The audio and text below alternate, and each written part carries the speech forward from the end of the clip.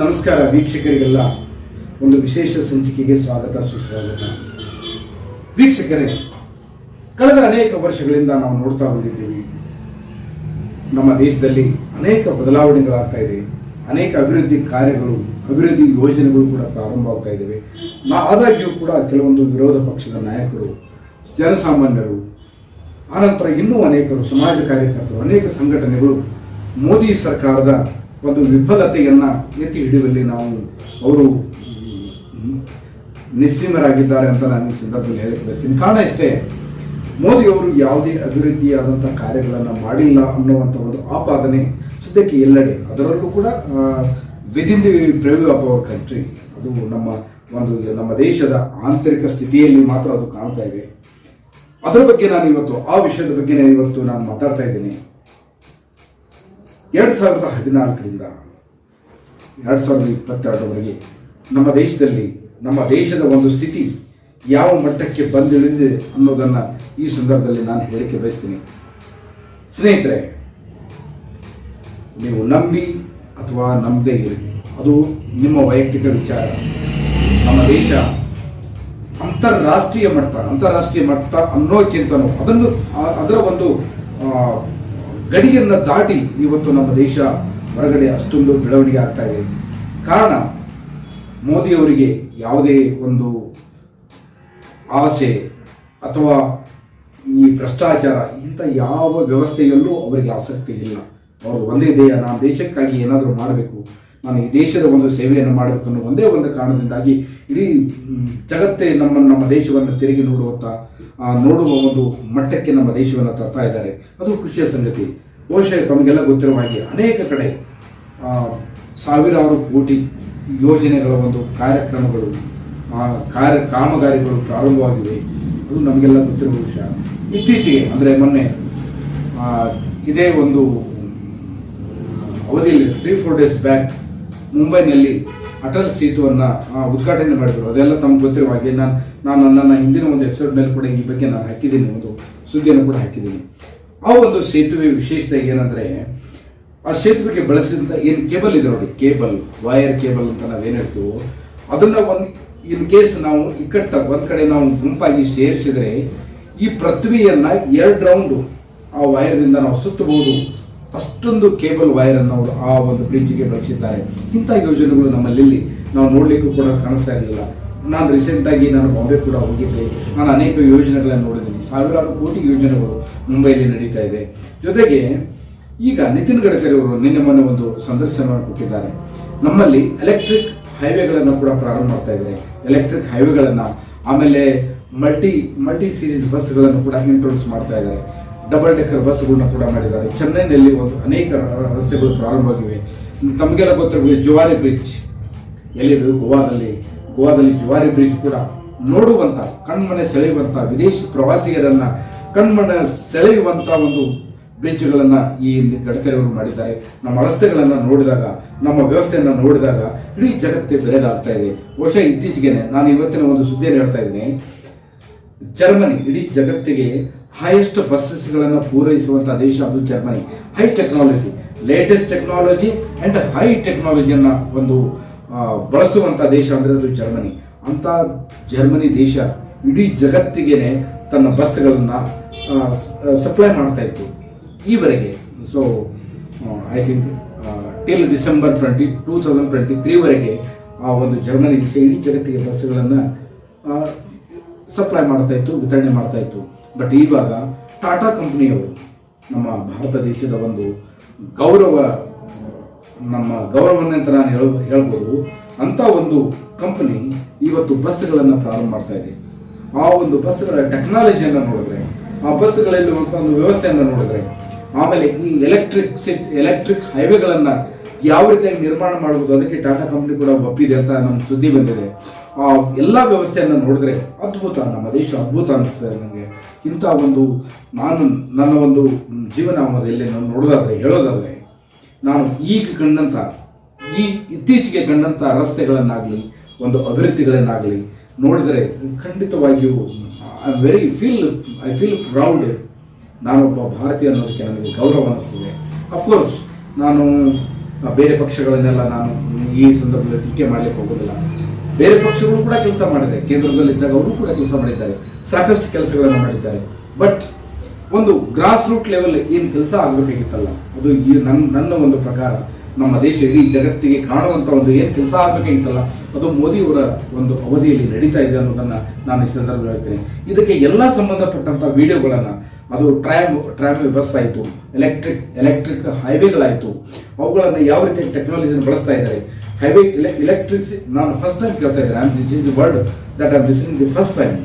Electric ಹೈವೇಗಳನ್ನು ನೀವು ಎಲ್ಲಾದರೂ ಕೇಳಿದ್ರೆ ನಾವು ನಮ್ಮ ದೇಶದಲ್ಲಿ ಅದು ಇಂಟ್ರೊಡ್ಯೂಸ್ ಮಾಡಿದ್ದಾರೆ. ನಾವು ಜೈಪುರದಿಂದ ದೆಹಲಿಗೆ ಹೋಗ್ಬೇಕಂದ್ರೆ ಇಟ್ ಟೇಕ್ಸ್ ಓನ್ಲಿ 2 hours. ಬಸ್ಗಳನ್ನು, ಟ್ರಕ್ಗಳನ್ನು ಕೂಡ ಇವತ್ತು ಕರೆಂಟ್ ಮೇಲೆ ನಾವು ಓಡಿಸುವಂಥ ವ್ಯವಸ್ಥೆಯನ್ನು ನಿತಿನ್ ಗಡ್ಕರಿ ಅವರು ಟಾಟಾ ಕಂಪ್ನಿಗೆ ಒಂದು ಟೆಂಡರ್ ಮುಖಾಂತರ ಕೊಟ್ಟು DPR ಅನ್ನು ಕೊಟ್ಟು ಅದನ್ನು ಫೈನಲ್ ಮಾಡಿದ್ದಾರೆ. ಇಂಥ ಒಂದು ವ್ಯವಸ್ಥೆ ನಮ್ಮಲ್ಲಿ ಬಂದಿದೆ. ಅಫ್ಕೋರ್ಸ್ ನಮ್ಮ ದೇಶದಲ್ಲಿ ಇನ್ನೊಂದು ಏನಾಗಿದೆ ಅಂದರೆ, ನಾವು ಪ್ರತಿಯೊಂದಕ್ಕೂ ಫ್ರೀ ಸಿಸ್ಟಮ್ ಇದೆ ನೋಡಿ. ಏನಾದರೂ ಸಿಕ್ಕರೆ ಒಂದು ಸ್ವಲ್ಪ ಫ್ರೀ ಸಿಗಲಿ ಅನ್ನುವಂಥ ಒಂದು ಲೆಕ್ಕಾಚಾರ ನಮ್ಮ ತಲೆಯಲ್ಲಿ ಸದಾ ಇರುತ್ತೆ. ಅಂಥ ಒಂದು ಫ್ರೀ ವ್ಯವಸ್ಥೆಗೆ ನಾವು ಅಡಿಕ್ಟ್ ಆಗಿರೋದ್ರಿಂದ ಈ ಸಡನ್ ಆಗಿ ಈ ಒಂದು ಫ್ರೀ ವ್ಯವಸ್ಥೆ ಬಂದಾದಾಗ ನಮ್ಗೆ ಏನಾಗುತ್ತೆ ಅಂದರೆ, we can't adjust with the system, prevailing system. ನಮಗೆ ಸಡನ್ ಆಗಿ ಅದಕ್ಕೆ ಅಡ್ಜಸ್ಟ್ ಆಗಲಿಕ್ಕೆ ಆಗೋದಿಲ್ಲ. ಬಟ್ ನಾವು ಈ ದೇಶದ ಒಂದು ಅಭಿಮಾನವನ್ನು, ಈ ದೇಶದ ಒಂದು ಅಭಿವೃದ್ಧಿಯನ್ನು ಕಂಡಾಗ ನಮಗೆ ಗೌರವ ಬರಬೇಕು, ಹೆಮ್ಮೆ ಅನ್ನಿಸ್ಬೇಕು. We feel proud.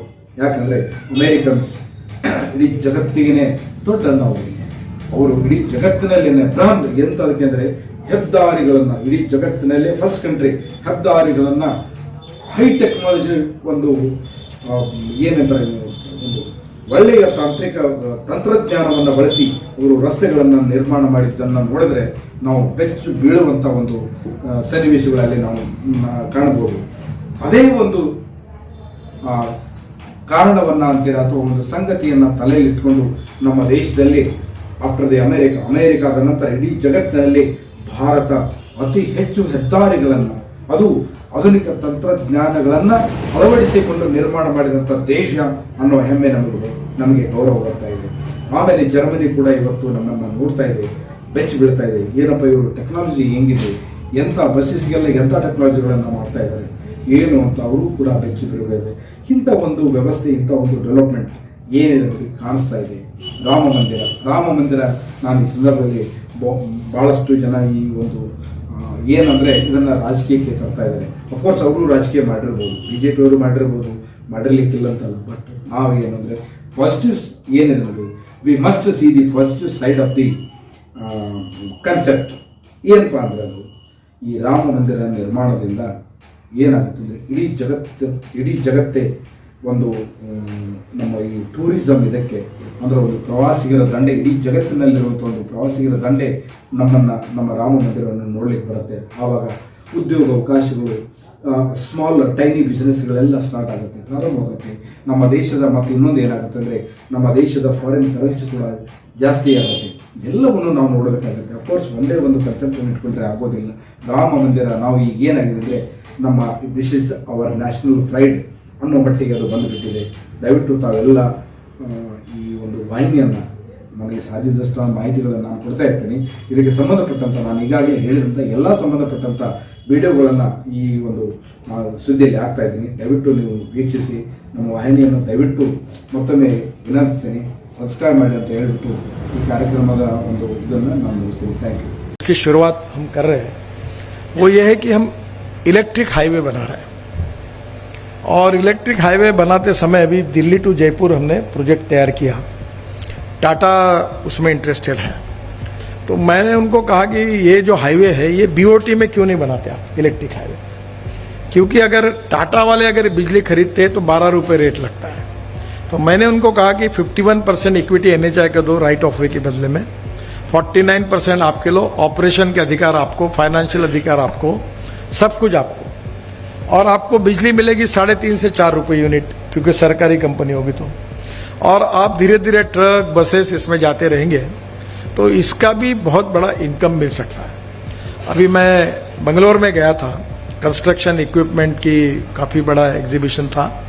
अब धीरे धीरे ट्रक इलेक्ट्रिक पर आ रहे, बसेस आ रही, डबल डेकर बसेस आई है, और लिथियम आयन बैटरी के कारण हमारी जो कॉस्ट थी $150 पर आवर पर किलोवाट, वो $115 पर आई है। फिर भी वो ज़्यादा है। पर अगर हम लिथियम आयन बैटरी नहीं लेते तो ट्रक में और बस में हम करीब 50 लाख रुपए की कीमत कम कर सकते हैं।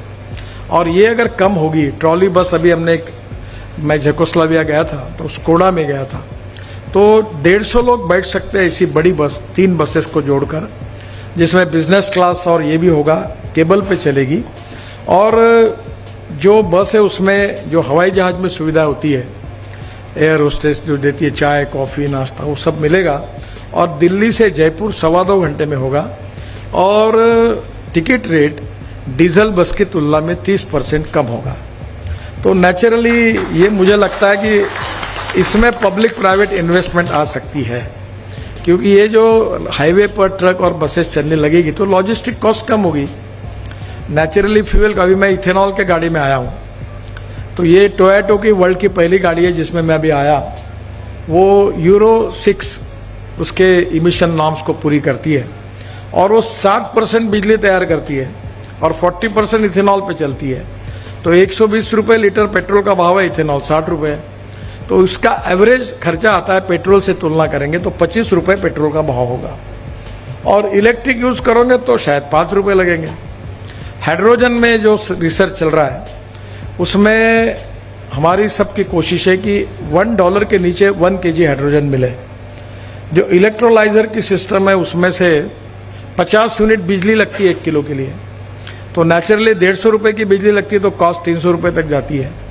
तो अभी 2-3 टेक्नोलॉजी आई है जो म्यूनिसिपल वेस्ट सेग्रीगेट करके उससे और उसके साथ साथ बायोमास से हम लोग मीथेन बनाकर हाइड्रोजन बनाएंगे, तो उसकी भी टेक्नोलॉजी है। और मुझे लगता है कि $1 तक प्राइस आएगी। तो आने वाले समय में फ्यूल अगर बदल गई और रोड अच्छे हो गए तो लॉजिस्टिक कॉस्ट जो है आज 14 से 16%, वो 9% पे लाने का हमारा सबका उद्देश्य है। उसके सिवा हमारा एक्सपोर्ट नहीं बढ़ेगा। और इसलिए जो इलेक्ट्रिक हाईवे है, ये आने वाले समय में आप जैसे ये टोल ऑपरेटर, ये हाईवे ऑपरेटर है, तो ये इलेक्ट्रिक हाईवे में भी इन्वेस्ट करें। तो अगर आप भी ऐसे हाईवे में आएंगे तो इलेक्ट्रिक बसेस आएगी, इलेक्ट्रिक ट्रक आएंगी, लगभग तैयार है, उसमें कोई बड़ी टेक्नोलॉजी नहीं है। अब टाटा अभी उसके लिए तैयार है। तो ऐसे बहुत सी कंपनियां आएंगी और इसमें लॉजिस्टिक कॉस्ट एकदम कम होगी। हाईवे सेक्टर में पैसे की कोई कमी नहीं है। मैं बहुत लोगों को कहता हूँ, कभी कभी बहुत फॉरेन डेलीगेशन आते हैं मेरे पास, तो मैं बैठता हूँ, चाय पियो, फिर पूछता हूँ उनको कि डॉलर में देना है कि रुपीज़ में देना है। अगर डॉलर में देना है तो डोंट वेस्ट टाइम, चाय पियो, नमस्कार करो, निकलो, क्योंकि हम लोग डॉलर में ले नहीं सकते पैसे। वो मैं अगर फाइनेंस मिनिस्ट्री में जाऊँ तो मुझे एक प्रोजेक्ट के लिए 6-6 महीने अप्रूव के लिए लगेंगे। तो मतलब रुपीज़ में देते हो क्या, हेजिंग आप करो। तो आज हाईवे में इन्वेस्ट करने के लिए आपको सबसे अच्छी बात ऐसी है कि रुपीज़ में इन्वेस्ट करना, या डॉलर में अगर आप पैसा लाएंगे तो फिर उसकी रिस्क है डॉलर रुपीज़ फ्लक्चुएशन की। वो आप जरूर देखिए। तो हम धीरे धीरे काफ़ी बड़े प्रमाण पर एसेट्स मोनेटाइज कर रहे हैं। और एसेट के साथ साथ ये जो नए इनोवेशंस हैं, नई टेक्नोलॉजी है, इसके कारण भी इन्वेस्टमेंट के लिए अच्छे चांसेस हैं। मुझे लगता है कि रोड का मेंटेनेंस जो है वो उतना ही इम्पोर्टेंट है। और अगर बीच में थोड़ी भी तकरार होती है, जब लोग टोल देते हैं, तो लोगों के मन में नाराज़गी भी होती है कि भाई टोल देने के बाद भी रोड की क्वालिटी खराब है। मैं लोगों को कहता हूं कि if you want good services you have to pay for it. तो लोग बोलते फिर अच्छी सर्विस दो। तो नेचुरली इस मेंटेनेंस में भी आपका क्वालिटी का ध्यान आप सब लोग रखते ही है। मेरा एक सुझाव है कि ये बिटुमिन का रोड बनाने के बजाय 8 इंच का जो बिरला सीमेंट वालों ने टेक्नोलॉजी लाई थी, व्हाइट टॉपिंग करना, और व्हाइट टॉपिंग पर 6 इंच बिटुमिन सरफेसिंग करना, तो राइडिंग क्वालिटी भी अच्छी रहेगी। और कंक्रीट का रोड मेरे अंदाज से 20 से 25 साल आपको मेंटेन करना नहीं पड़ेगा। ये जो बिटुमिन सरफेसिंग है ये शायद 5-6 साल के बाद करना होगा। तो थोड़ा सा सरकार में भी कभी कभी कल ही हमारे यहाँ चर्चा हो रही थी कि मैंने उनको कहा कि अभी हम लोग जो लैंडस्लाइड्स हो रहे हैं, प्रॉब्लम्स आ रहे हैं, मैंने बोला ये डीपीआर वाले के ऊपर और कॉन्ट्रैक्टर के ऊपर डाल दो कि डिफेक्ट लायबिलिटी में 10 साल उसकी जिम्मेदारी होगी। अब 10 साल उसकी जिम्मेदारी होगी तो फिर तुम्हारा इंडिपेंडेंट इंजीनियर उनको काहे के लिए ज्ञान सिखाता है, तू ऐसा कर वैसा कर, उनके हाथ में सौंप दो और जो वो डिजाइन करेंगे वो करने दो, उनकी बैंक गारंटी ले लो, नहीं करेंगे तो बैंक गारंटी जब्त करो। पर एक तरफ तुम कहोगे कि मैं बोलूंगा वैसा बनाओ और गारंटी भी लेंगे, तो ये कैसे होगा? तो मैंने कहा ये बंद करो। तो हमने सुधारने के लिए बोला है कि इसके बाद रोड इंजीनियरिंग में डिजाइनिंग के इसमें डीपीआर वाला होगा और कॉन्ट्रैक्टर होगा। तो कॉन्ट्रैक्टर अपना डिजाइन दे, पैसा बचे उसका, उसके साथ उसका प्रॉफिट लॉस उसका वही बनाए और बैंक गारंटी दे। और अगर डिफेक्ट लायबिलिटी पीरियड में अगर क्वालिटी खराब हो गई तो हम बैंक गारंटी जब्त करेंगे। तो नेचुरली आप नई नई टेक्नोलॉजी, नई नई इनोवेशंस का उपयोग करने के अधिकार भी हम लोग रोड मेंटेनेंस के इसमें भी आपको देंगे। तो आपको बताते हुए मुझे बड़ा खुशी होती है कि मैं मथुरा में मैंने एक हाइब्रिड एन्युटी में वाटर रिसोर्स मिनिस्टर के नाते मथुरा का गंदा पानी 90 mld स्लज शुद्ध करके एक प्रोजेक्ट मेरे दिमाग में आया, वो लिया। जो इंडियन ऑयल उत्तर प्रदेश के इरिगेशन डिपार्टमेंट को 25 करोड़ साल के देती थी, तो मैंने उनके अध्यक्ष वैद्य साहब को बोला आप 20 करोड़ ही दो और 40% गारंटी नेट सरकार ने दी, 60% इन्वेस्टर ने लाई। त्रिवेणी इंजीनियरिंग कंपनी है, उन्होंने प्रोजेक्ट लिया और अब हर साल इंडियन ऑयल रिफाइनरी मथुरा की 20 करोड़ दे रही है और प्रोजेक्ट चालू हो गया है और 40% केवल सरकार ने दिए, 60% इन्वेस्टर ने लाए और अब प्रोजेक्ट में वो पानी जो है वो इंडियन ऑयल रिफाइनरी यूज करती है। तो solid waste management, liquid waste management, इसमें भी पब्लिक प्राइवेट इन्वेस्टमेंट संभव है। 24/7 जो ड्रिंकिंग वाटर का है वो पहला प्रोजेक्ट हमारे देश में नागपुर में हुआ, विवोलिया करके कंपनी थी। अभी हमने 70% सिटी को 24 आवर हम पानी दे रहे हैं।